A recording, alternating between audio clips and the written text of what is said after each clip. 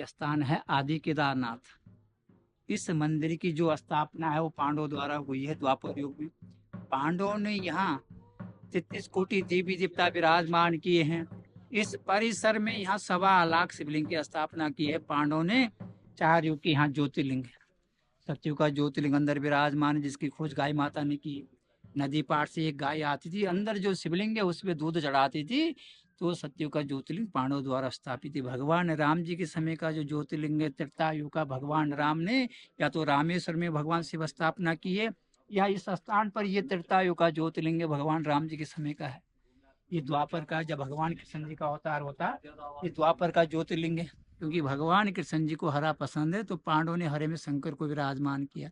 कलयुग का जो ज्योतिर्लिंग है वो आगे हैं, जिस पर आप लोग जल चढ़ाएंगे, उस शिवलिंग के अंदर फोटो दिखती है। तो यहाँ 4 युगों की स्थापना पांडवों ने की है।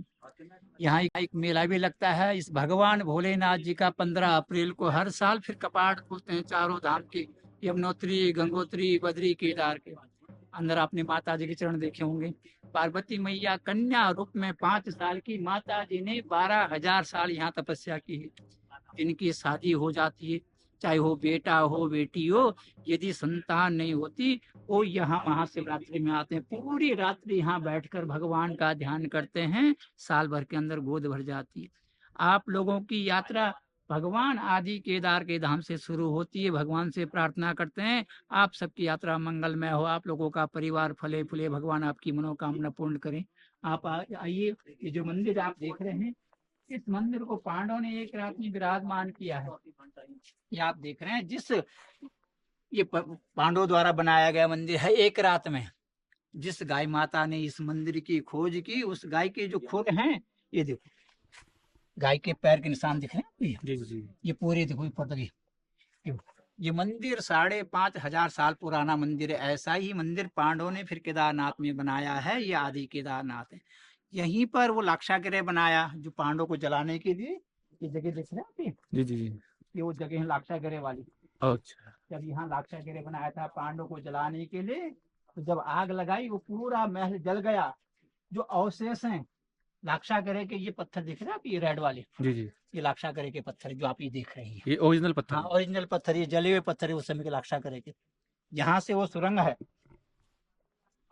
ये आप देख रहे हैं। इस जगह विदुर जी ने सुरंग बनाई, पांडवों को यहाँ से बाहर निकाला। आपको एक नीचे गुफा मिली होगी रोड पर। उस गुफा के अंदर जब आप जाओगे, उसमें एक छोटा सा शिवलिंग है, उस पर कुदरती अभिषेक होता रहता है। वहाँ कोई जल नहीं चढ़ता। उस गुफा के अंदर 2 सुरंग और बताई जाती है। बताते हैं एक यमुना नदी में जाती है, फिर एक केदारनाथ को जाती है। सत्ययुग में दक्ष राजा के यहाँ जब यज्ञ हुआ, दक्ष राजा जी ने सभी देवताओं को बुलाया। भगवान शिव को सती माता को नहीं बुलाया। सती माता जब पिता के घर जाती है, पिता के घर बेटी का अपमान हो जाता है, तो जो यज्ञ हो रहा है उसमें भस्म हो जाती है। फिर भगवान शंकर जी ने अपनी जटा से ये दोनों, ये वीरभद्र ये तैयार किए हैं। ये सत्ययुग में दोनों वीरभद्र बनते हैं। जब राम भगवान का अवतार हुआ, त्रेता युग आया, तब यही दोनों जय विजय बन जाते हैं। द्वापर में ये भगवान कृष्ण जी के द्वारपाल, इस कलयुग में ये देव बन जाते हैं। इनके मुकुट लगा हुआ आप देखिए, प्रमाण है, इनके मुकुट लगा हुआ है। और इनके मस्तक पर एक कंकाल बना हुआ है, ये देखिए आप, मनुष्य का कंकाल बना हुआ है। ये देव हैं, ये दानव हैं वर्तमान में इस कलयुग में। इस लाखा मंडल के अंतर्गत हमारे 24 गांव आते हैं। 24 गांव में जिस भी व्यक्ति की मृत्यु होती थी, उस मृतक व्यक्ति को यहाँ रखते थे। फिर पंडित जी गंगा यमुना जल लाकर जल का छेड़ा मारा, वो व्यक्ति कुछ पल के लिए यहाँ जीवित हो। फिर पंडित जी के हाथों पितृ पूजा होती थी, तब उन्हें वैकुंठ की प्राप्ति होती है। इस देव नगर के दर्शन करने से आप लोगों के जो पूर्वज हैं, उनको परम वैकुंठ की प्राप्ति होती है और आप लोगों की यात्रा सफल होती है। इसका वर्णन है शिव पुराण, आप सुनते होंगे। केदार कंठ का जब अध्याय चलता है, उसमें लिखा हुआ है मध्य हिमालय, सामने हिमालय पर्वत हैं, मध्य हिमालय पांडवों ने यमुना तट के किनारे भगवान शिव को विराजमान किया। जो भक्त बलि से देव नगर के दर्शन करते हैं, जन्म जन्म के पाप खंडित होते हैं, पितरों को मोक्ष प्राप्त होता है, मनोकामना पूर्ण होती है। तो यही वो देव नगर है। ये 5 पांडव हैं, सामने देख रहे हैं जी। ये जब यह मंदिर लाक्षागृह बनाया था, तो जब वो जल कर फिर वापिस आए पांडव लोग, ये 5 भाई यहाँ विराज। ये हैं धर्मराज, ये युधिष्ठिर जी हैं, पांडव के बड़े भाई। ये भी शिवलिंग के रूप में है। हाँ जी, ये धर्मराज हैं, ये अर्जुन है। वहाँ भीम है, तो सदैव है, नकुल है, ये 5 पांडव हैं। जिस प्रकार पांडवों ने जब ये मंदिर बनाया, इस मंदिर को भी पांडव एक रात में बना रहे थे। रात खुल गई, ये मंदिर अधूरा रह गया। किसी भी मंदिर का द्वार पश्चिम और दक्षिण को नहीं होता है। ये आप इनका फेस देख रहे हैं, जी। इनका द्वार पश्चिम और दक्षिण को है। इन्हीं के सामने वहां मरा हुआ आदमी रखते थे, तब जीवित होता था। यदि ये भगवान शंकर जी होते, इनका ये फेस ये इधर होता पूरब। ये शंकर जी नहीं, ये धर्मराज हैं। अच्छा। कलयुग के 4 चरण हैं। पहला चरण समाप्त हो गया है, दूसरा शुरू है। जब घोर कलयुग आएगा, तो ऐसा विद्वानों ने लिखा हुआ है कि अन्न नहीं होगा, उस समय इतनी कमी हो जाएगी अन्न की, लोग भूखे मर जाएंगे। तो इस स्थान पर पांडवों ने इतना अन्न रखा हुआ, धन रखा हुआ है, संपूर्ण जगत का कल्याण होगा, फिर सतयुग प्रारंभ होगा। तो ऐसे इन 5 पांडवों ने भगवान शिव को विराजमान किया। अपने आप यहाँ पांचों भाई स्थापित हो गए। ये आप देख रहे हैं ये स्टोर, इसमें बहुत सारी मूर्तियां हैं और शिवलिंग है। जी यहाँ पर पांडवों ने 365 मंदिर बनाए।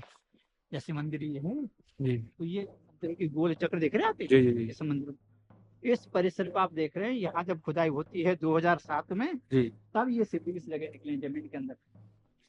ये पूरा पहाड़ ये दबा हुआ था, जब यहाँ खुदाई हुई तब ये शिवलिंग निकले जमीन के अंदर से। ये 2007 की खुदाई के निकले हुए शिवलिंग हैं।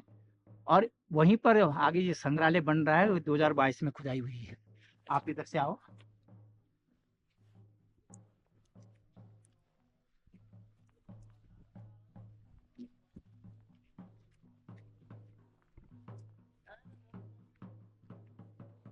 ये देख रहे हैं?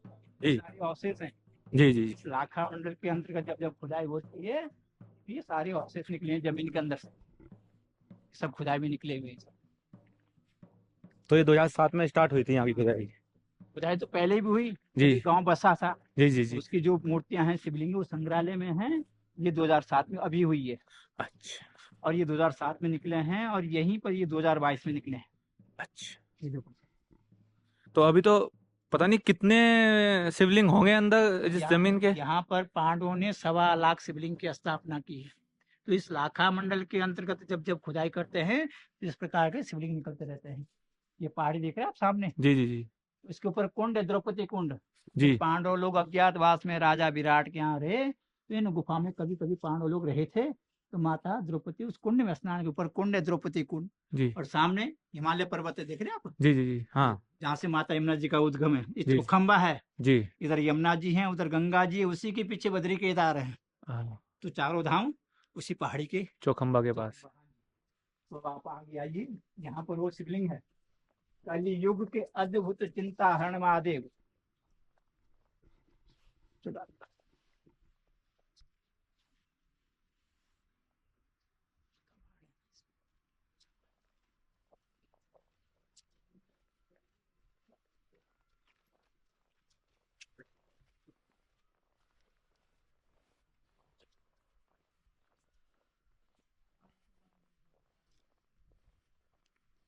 ये देखिए इधर, ये महाकाली है।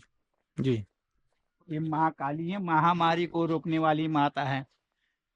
मतलब 100 साल में एक बार एक ऐसी हवा चलती है, उससे कोई नहीं बच सकता है। जैसे ये कोरोना हुआ अभी, कोरोना हुआ। तो जब कोरोना हुआ 2020 में, तो इस गांव में, इस क्षेत्र में किसी को कोरोना नहीं हुआ।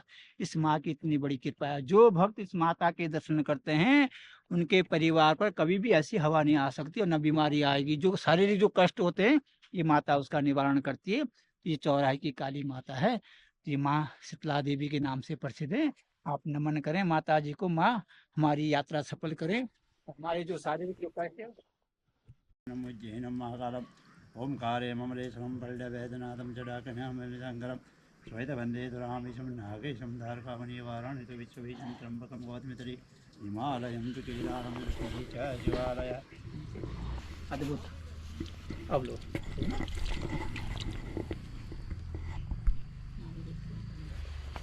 ये तो भगवान की शक्ति है जी।